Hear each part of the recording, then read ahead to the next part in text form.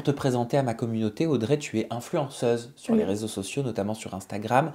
Tu as également fait une école de comédie. Mm. Tu as joué dernièrement dans des séries à succès, notamment dans Validé, diffusée sur Canal+, et dans Emily in Paris, bah, la série que j'adore et que j'ai regardée sur Netflix. Netflix, tu avais eu un petit rôle, tu as fait une journée de tournage, c'est ça? Oui, c'est ça. Voilà, bah, Deux jours de tournage, Émilie de Paris. 2 jours de tournage. Et bah, tu vas nous expliquer, moi ça m'intéresse.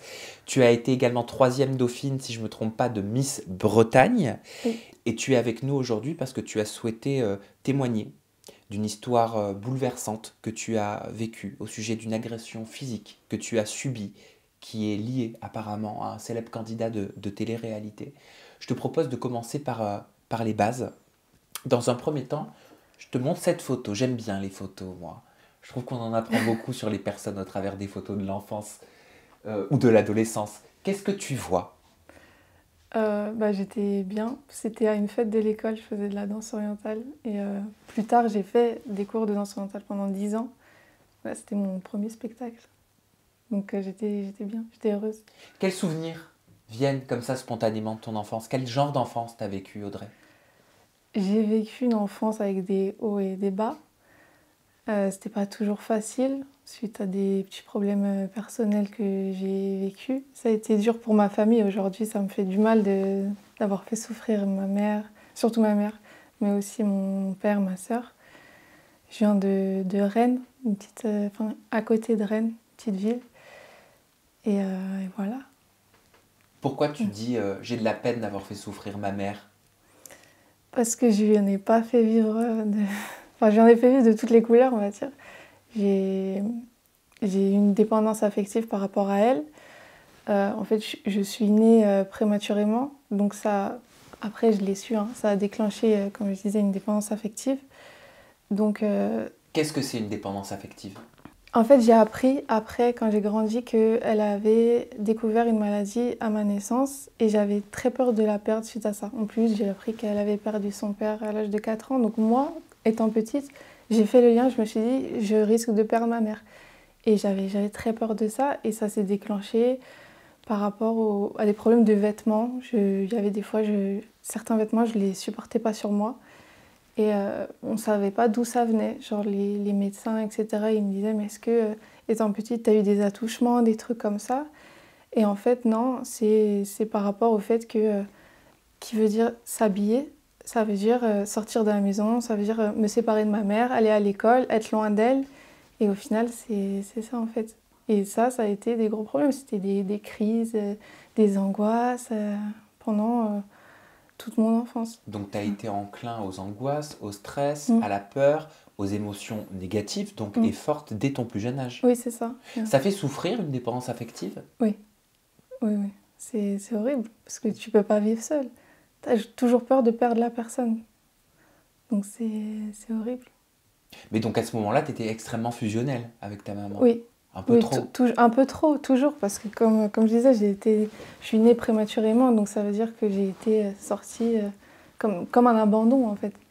Genre, Et cette dépendance affective, elle t'a pas quitté. non, C'est-à-dire qu'en grandissant, elle s'est déportée voilà, sur c'est d'autres ça. personnes, c'est ça? Oui, donc ça, en grandissant, je me suis fait une meilleure amie qui habitait à côté de chez moi et je supportais pas la voir avec d'autres copines, trucs comme ça. Je voulais la voir que pour moi.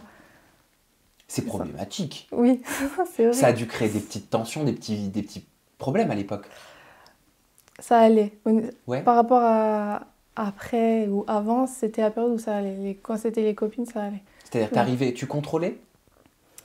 Oui, je contrôlais. Là, c'était juste ma meilleure amie, et je contrôlais. C'est juste que j'aimais pas, quoi. Mais après, c'est encore en grandissant, là, quand j'avais 16 ans et tout, où là, ça s'est fait avec les petits copains et tout. Là, c'était plus compliqué. Comment ça s'est passé? Tiens, avec le premier petit copain, on a tous ce souvenir de la première petite copine ou du premier petit copain. Comment toi, t'as géré ça avec ce que tu sais être aujourd'hui une dépendance affective? Bah déjà, mon premier petit copain, il habitait à Paris, moi j'habitais encore à Rennes.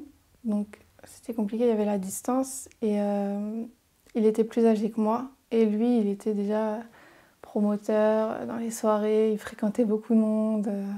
C'était un peu le beau gosse de Paris. Donc, puis moi j'étais la petite là, de Rennes qui connaît rien.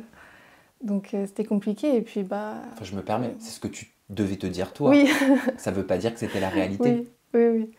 Mais non, c'était compliqué. Après, il faisait des trucs que j'acceptais pas, mais bon. Comme Après, quoi? bah, il faisait des soirées avec des filles, il se rapprochait, je voyais dans les stories et tout. Et puis il me disait que c'était de ma faute parce que je venais pas à Paris. Parce que moi, ma mère, elle voulait pas que j'aille à Paris toute seule et tout, elle a 16 ans, normal. Et lui disait que c'était de ma faute parce que j'allais jamais le voir ou quoi. Alors que lui aussi pouvait venir, mais non. Comment tu la qualifierais avec du recul, cette relation? C'était un pervers narcissique, mais j'aime pas dire ce mot parce Pourquoi? qu'il est trop utilisé facilement. J'aime pas, en C'est fait. vrai. Tout le monde le dit comme si j'étais... C'est rentré Mais, malheureusement dans le langage courant. oui, mais alors que là, c'était vraiment le cas, quoi. Qu'est-ce J'ai qui te jamais fait vraiment dire su ça? faire. Parce qu'il me faisait faire des choses qu'une fille de 16 ans n'était pas censée faire. J'ai encore fait souffrir ma mère. Je suis partie à Paris parce que bah, du coup, je supportais plus de le voir en soirée avec des filles et tout. Donc je suis partie à Paris toute seule, sans l'accord de ma mère, une semaine après les attentats. Donc ça, c'était compliqué. Du 13 novembre 2015? Et bah, ma mère m'avait interdit encore plus qu'avant d'y aller. Et pourtant, je suis quand même allée. Et voilà, enfin, je sais que Comment tu t'es sortie de cette histoire? Tu le qualifies de pervers narcissique? ça a duré longtemps. Ça a duré 3 ans. Et au bout d'un moment, on s'éloignait. Enfin, enfin, il était violent sur certaines façons. Avec toi? Et voilà, au bout d'un moment, il y a eu quelque chose qui fait que j'ai dit stop, en fait. Tu m'autorises à te demander qu'est-ce qui a fait que tu as dit stop? C'est compliqué. Pourquoi c'est compliqué? Parce que c'est personnel, on va dire. Ben, je creuserai pas si tu le souhaites pas. Mais j'aimerais savoir pourquoi tu ne souhaites pas en parler. Est-ce que c'est parce que tu te refuses d'y croire? Est-ce que c'est parce que tu veux oublier? Je veux oublier. D'accord. Je veux avancer, je veux oublier. Et puis... T'as pu parler avec un professionnel? Non. C'est important. Mm. Je me permets, hein. Oui. Mais je crois que c'est que mon avis, hein. Je crois que c'est jamais bon de vouloir enterrer une situation pas normale ou alors qu'on a très mal vécu. La solution, c'est le dialogue. Pas avec moi, pas aujourd'hui, c'est peut-être certainement pas l'endroit, mais avec quelqu'un de confiance, avec qui tu peux parler. T'en as parlé avec des proches? Oui, avec des amis, etc. Et je pense aussi que le fait, cette histoire, elle remonte par rapport à ce que là j'ai vécu récemment. Ça remonte et c'est pour ça que je pense que ça me donne encore plus de haine aujourd'hui. Pourquoi t'es là, Audrey? Pourquoi t'as la haine aujourd'hui? Parce que j'ai subi une agression et je veux rendre justice à ça. Je veux m'exprimer parce que j'en peux plus en fait de vivre comme ça dans la souffrance, d'y penser tout le temps alors que je vois que les personnes coupables de ça vivent leur vie comme si de rien n'était, tout va bien, tout... Tu parles de quoi? Sur les réseaux sociaux? Oui. Tu les vois sur les réseaux sociaux? Oui. Qu'est-ce que ça te fait de les voir sur les réseaux? Je supporte pas. Ça m'énerve. Enfin, j'évite de les voir parce que je les bloque de partout, mais tout le temps on m'envoie des trucs ou Et je me dis, mais pourquoi eux ils ont le droit de sourire, ils ont le droit de vivre comme si tout va bien, alors que moi, je suis là, j'ai ce truc en moi qui fait que j'ai envie d'exploser, mais je me retiens. Pourquoi est-ce que tu m'as dit à mon équipe et à moi-même que tu ne souhaitais pas donner de nom? Parce que j'ai pas encore porté plainte. Donc je souhaite rester... je souhaite que la personne reste anonyme. Que les personnes restent anonymes. D'accord, on va le respecter. Qu'est-ce qui s'est passé? Alors, j'étais en vacances avec un influenceur. Un candidat de télé-réalité? Un candidat de télé-réalité. Et d'autres personnes. J'étais aussi avec une amie à moi. Et en fait, un jour, comme ça, tout le monde faisait un peu la sieste, tout le monde était dans son coin, etc. Et à un moment, je vois qu'il y a une bouteille d'alcool qui est à côté de quelque chose qui allume la chicha, un truc qui chauffe. Et déjà, il faut savoir que la veille, ils avaient déjà oublié d'éteindre le gaz dans la maison, etc. Donc je disais, ça craint, ça peut prendre feu, ça peut exploser, vous abusez et tout. Enfin, je le dis d'une façon pour la sécurité de tout le monde, en gros. Et la personne, l'agresseur, il m'a dit je suis pas ton petit, tu me parles pas comme ça, tu te prends pour qui ou des trucs comme ça. Et puis moi je lui dis je te prends pas pour mon petit, je t'explique que c'est dangereux. Juste déjà vous abusez, hier le gaz, aujourd'hui la bouteille à côté du truc qui chauffe, t'es plus jeune que moi, je t'explique que ça peut brûler, que ça peut prendre feu. Et il a pris la première chose qu'il a vue sur la table, c'était une canette, mais bon, ça aurait pu être une bouteille d'alcool, une bouteille en verre, et là, ci je serais pas là. C'était une canette, il s'est approché de moi vite et il m'a frappé au visage avec. Et là, je vois mon visage qui coule de sang et tout. J'étais choquée. Après, il y avait d'autres personnes qui ont essayé de l'arrêter, mais tout s'est passé très vite en fait. Et faut savoir que j'avais déjà refait mon nez parce que suite à ma relation avec mon premier copain, qui m'a détruit, j'avais complètement perdu confiance en moi, j'étais pleine de complexes, etc. Donc j'ai fait de la chirurgie. Donc quand j'ai refait mon nez, j'étais bien dans ma peau, j'avais repris confiance en moi et tout. Et le fait qu'ils viennent détruire ce qui me rendait bien, c'est ça qui m'a fait plus de mal en fait. Et après, je suis directement partie voir l'influenceur qui était en bas dans sa chambre. Je lui ai dit, regarde ce qu'il m'a fait, je suis en sang et tout. Enfin, vraiment, mon nez coulait de partout. Et là, ça s'est affolé partout. Tout le monde était là autour de moi. J'étais par terre avec des mouchoirs. C'était n'importe quoi. Et ils m'ont tous dit, là, les pompiers vont arriver. Ils vont sûrement te poser des questions. Surtout, ne porte pas plainte. Parce que la personne qui t'a fait ça... elle est en sursis, elle a déjà fait de la prison, etc. Donc on te propose de te donner une somme d'argent et si tu acceptes, tu portes pas plainte et tout, mais t'inquiète pas, on va couvrir tous les frais de l'opération et tout dommages et intérêts, etc. Alors je me permets, combien de personnes étaient présentes? 4, 5 avec ma copine. D'accord. Ce sont des candidats de télé-réalité? Non, il n'y en avait qu'un. D'accord. Mm. Il était présent pendant l'agression? Quand ça s'est passé, non. Justement, je suis partie le voir après, quand ça s'est produit dans sa chambre, pour lui dire en fait ce qui s'était passé. Qui t'a fait cette proposition? Tous. Mais l'influenceur. Qui est le premier qui t'a fait cette proposition? L'influenceur. Elle consistait en quoi, cette proposition? Au moment donc où t'es par terre, c'est ça? Oui, par terre dans les vapes. Il me proposait de me donner 10 000 euros pour pas que je porte plainte. Sinon, comme j'ai dit, si je porte plainte, ça allait prendre des années, ça allait pas être pris au sérieux. Il me donnait plein d'arguments pour que moi... Quels arguments? Ça, que la justice française, des fois, ils prennent pas au sérieux les trucs d'agression et tout, qu'il va falloir payer des avocats. Donc déjà, ça c'est une somme déjà importante. Que lui, l'agresseur, il va retourner en prison, donc déjà c'est chaud, il faut que je pense à lui, parce que ça se fait pas. Enfin, plein de trucs comme ça, en fait. Puis moi, ça me faisait peur. J'ai dit, ok, 10 000 euros, quand même, c'est une grosse somme.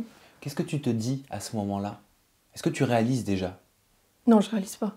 Je réalise pas. Je me dis, bon, bah ok, de toute façon, si je porte plainte, dans tous les cas, j'ai des risques que oui, ça soit pas pris au sérieux, que oui, je dois payer encore des avocats, des trucs, et puis au final, quoi, il va aller en prison, et puis... Pardonne-moi la question que je vais te poser, Audrey. Pourquoi témoigner aujourd'hui? Pourquoi le dire aujourd'hui, ici, auprès de ma communauté, et pas le faire auprès de la police? J'ai compris que tu avais peur de ne pas être prise au sérieux, mais j'anticipe certains commentaires qui diront certainement ça. Pourquoi j'ai accepté l'argent? Parce que j'ai peur, en fait. Maintenant, j'y réfléchis, mais sur le coup, j'avais peur de porter plainte. Parce que je me dis, c'est un mec dangereux. Déjà, pour qu'il ait fait ça, je me dis, c'est bizarre. S'il a déjà fait de la prison, c'est bizarre. Donc je me dis, il est peut-être capable de se venger, de payer quelqu'un pour me faire du mal après. Donc je me dis, et puis mes parents, ils sont contre que je porte plainte. Donc Ah, tes parents sont contre? oui, parce qu'ils ont peur pour moi aussi. Parce Mais que j'habite seule, en témoignant aujourd'hui, tes craintes, elles sont encore là? plus ou moins. Parce que je me dis que... En fait, mes craintes sont là, mais ma haine est plus forte que mes craintes, en fait. Et j'arrive plus... J'ai essayé, hein. Ça fait quelques mois maintenant. J'ai essayé de faire comme si, allez, c'est bon, il m'a cassé le nez, bon, d'accord. Tu l'as Non. accepté, cette somme d'argent? J'ai accepté, oui. Alors tu vas nous expliquer pourquoi, mais est-ce que c'est parce que tu as accepté sur le moment de cette somme d'argent que tu as eu peur d'aller porter plainte derrière? Si j'acceptais l'argent et que je portais plainte, là, oui, là, ça aurait été des problèmes encore plus pour moi, quoi. Pourquoi? C'est-à-dire que c'était pas cohérent pour toi? Oui, Tu voilà, avais c'est peur de ça. ça? Tu avais peur de ne pas être crédible? Mm. Déjà, oui, parce que, bon, en ce qui concerne les virements, etc., on m'a fait un premier virement de 3 000 euros. On t'avait promis 10 000, c'est ça? Voilà, c'est ça. Donc D'accord. c'était 3 000. Après, voilà, ils ne pouvaient pas faire un virement de 10 000 d'un coup, quoi. Et donc j'ai accepté les 3 000. Et quand j'ai vu qu'après c'était des excuses par-ci par-là, oui, on peut pas, l'argent est bloqué, des excuses qui tiennent même pas la route. C'est-à-dire sur cette promesse de 10 000 euros, sur cet arrangement à l'amiable, ça s'appelle comme ça. Oui, c'est ça. Tu as reçu 3 000 euros. Oui, T'as jamais reçu les 7 000 non. restants. Ok.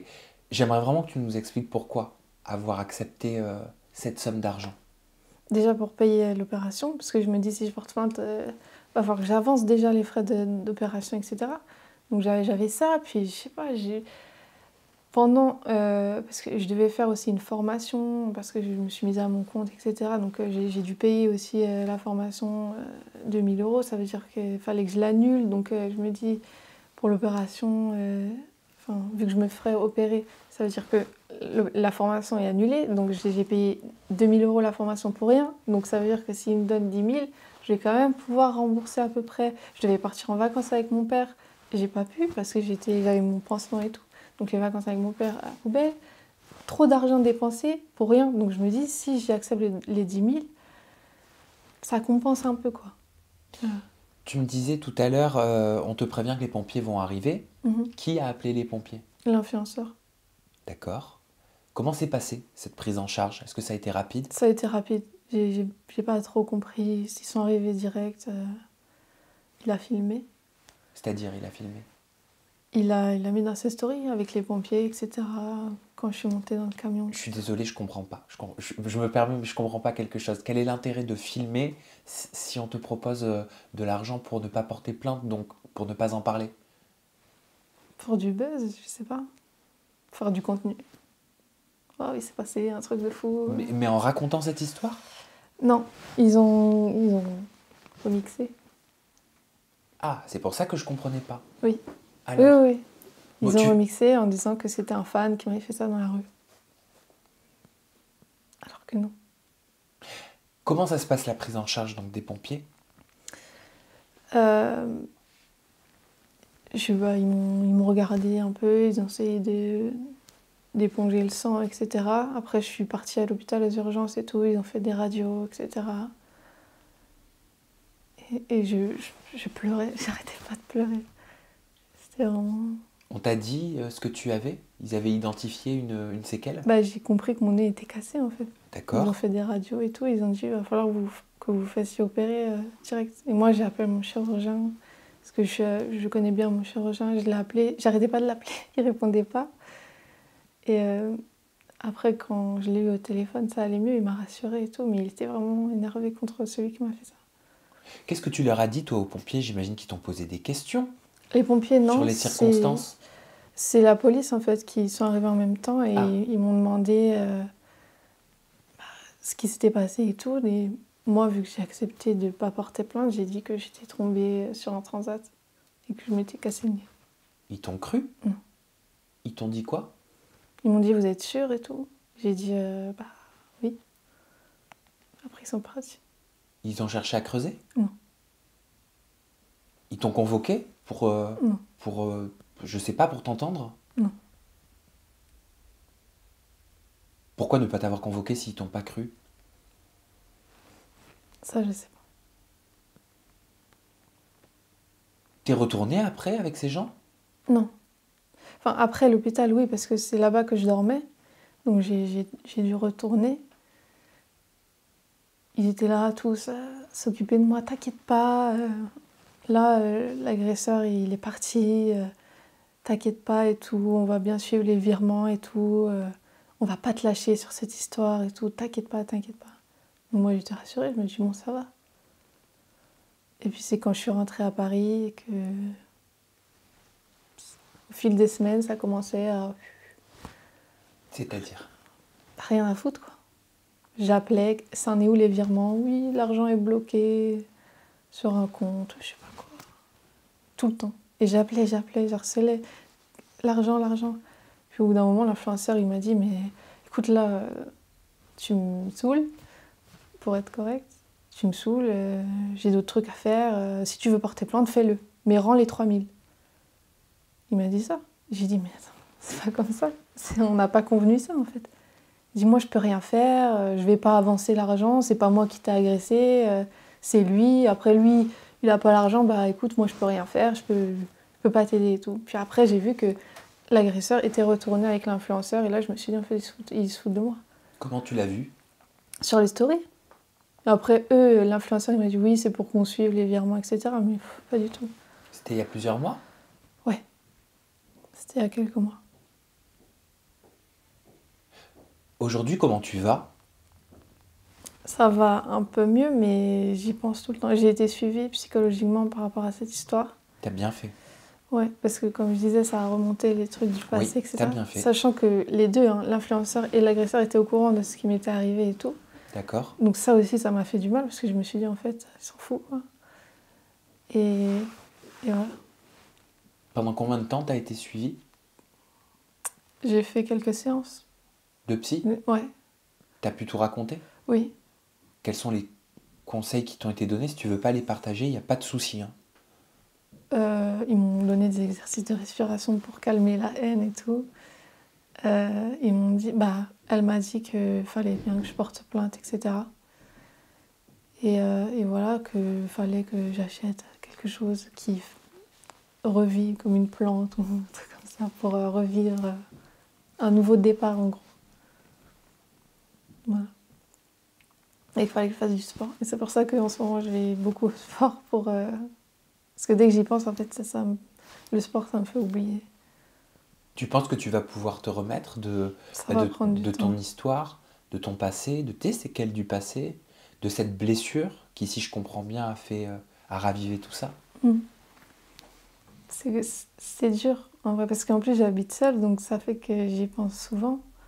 Quand je suis avec des gens et tout, ça va, mais dès que je me retrouve seule chez moi et tout, c'est compliqué. En vrai, c'est compliqué. J'ai mal vécu, je faisais des cauchemars tout le temps, je dormais pas la nuit, je faisais des cauchemars que je tuais des gens pour me venger. Déjà, c'est horrible, horrible.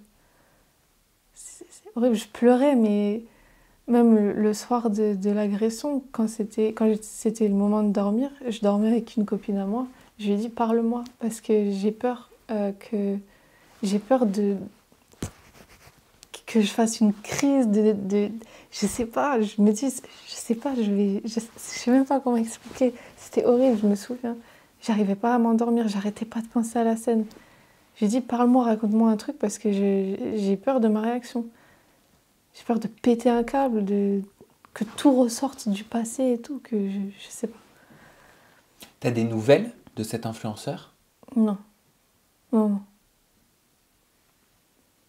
Il tourne encore en télé? Oui, Ça te choque? ça me choque pas. Non, ça me choque pas. Pourquoi? Ah, c'est son métier, il fait de l'argent. C'est... Il vit comme si de rien n'était, en fait. Pour lui, il s'en fout. Et toi, tu t'en fous? Non. Moi, je supporte pas que tout le monde fait comme si... Que tout le monde fasse comme si tout va bien, il s'est rien passé. C'était rien. Beaucoup sont au courant ou c'est resté dans un cercle restreint? De la vraie version? Non, pas beaucoup. De la vraie version. Non, pas beaucoup. Très peu de personnes. Qu'est-ce que tu comptes faire maintenant? Moi, je suis là, j'accompagne ta parole. Si ça peut te faire du bien, si ça peut te soulager dans ta démarche de reconstruction, je suis là. Mais je ne suis pas une institution. Mhm. Bah, déjà, je souhaite porter plainte parce que, comme j'ai dit, j'y pensais, mais je me dis, bon, je le fais pas. Et puis, en fait, j'arrive pas à vivre bien sans porter plainte. Mais le fait que j'ai accepté les 3000, ça empêche un peu la plainte. Ça veut dire que, en ayant accepté les 3000, ça veut dire, j'ai parlé avec un avocat, justement, quelqu'un qui travaille pour le ministère de l'égalité homme-femme et tout, et qui me disait que si je rends pas les 3000, ça veut dire que j'accepte de m'être fait agresser. Est-ce que tu souhaites rendre ces 3000 € pour pouvoir porter Je peux plainte? pas. Je peux pas. Je les ai utilisés déjà pour les frais d'hôpitaux, pour les trucs de formation. Enfin, j'avais plein de frais. Je peux plus les rendre, les 3000. Je peux plus. Tu peux peut-être te renseigner auprès d'autres avocats. Mm. Tout le monde n'a pas forcément le même discours, tout le monde n'a pas les mêmes convictions, hein, même dans un métier de justice. Ouais. C'est ce que je vais faire. Parce que en tous les cas, je peux plus vivre comme ça. Et déjà, je te remercie de m'avoir reçu parce que grâce à toi, ça va rendre public cette histoire et je vais pouvoir plus facilement porter plainte. Ça va aider. C'est une aide psychologique pour toi, cette démarche-là? Psychologique et au niveau de la justice aussi, je pense. C'est ce que l'avocat disait aussi. Qu'en rendant cette histoire publique, ça va faire bouger les choses au niveau de la justice. Qu'est-ce que tu attends, concrètement? Que justice soit faite. Que je puisse vivre sereinement, bien. Que lui, il paye ce qu'il a fait. Parce que c'est pas normal. C'est pas normal de faire ça, en fait. Oh non, c'est pas normal de faire ça. Il aurait jamais fait ça à l'influenceur, par exemple. Donc, de toute façon, les personnes comme ça s'attaquent toujours aux plus faibles. Moi, il me voyait comme la petite fille de province qui disait rien. Je suis désolé, Audrey, de tout ce qui t'est arrivé, vraiment. Ça me touche beaucoup ce qui t'est arrivé. Et j'espère que tu vas pouvoir te reconstruire à tous les niveaux. Que tu vas pouvoir avancer dans ta passion, qui est la comédie. Parce qu'il y a quand même un joli début. Oui. Hein? Je veux dire, moi, Emily in Paris sur Netflix, c'est une série que je regarde, validée, énormément de personnes connaissent. Oui. J'ai pas regardé. mais on m'a dit, quoi, tu ne connais pas Validé? Donc voilà, donc je te souhaite de te mettre à fond dans ta passion et de parler à quelqu'un de confiance aussi pour avancer sereinement. C'est ça. Tu vas essayer? Oui, ma réussite, on va dire. Si je réussis dans ce domaine, c'est une sorte de vengeance pour moi. De revanche, en tout cas. Merci Audrey. Merci on à peut te toi. retrouver sur tes réseaux sociaux. Ton compte Instagram, c'est Audrey Desiles. Des îles. Des îles. Bah, c'est encore plus joli. Ouais. C'est encore plus joli. Merci. Audrey Desiles. Non mais Desiles quoi. Audrey Desilles pour Instagram et TikTok Audrey.desilles. Je ne m'en souviens même plus de mon TikTok, mais ça doit être ça. Normalement, ça doit être ça. On a vérifié. Okay. Merci Audrey. Merci on se retrouve très prochainement avec un nouveau témoignage. Vous n'hésitez pas à donner votre avis sur cette interview en compagnie d'Audrey dans la barre de commentaires. Et d'ici là, prenez surtout bien soin de vous. Bye.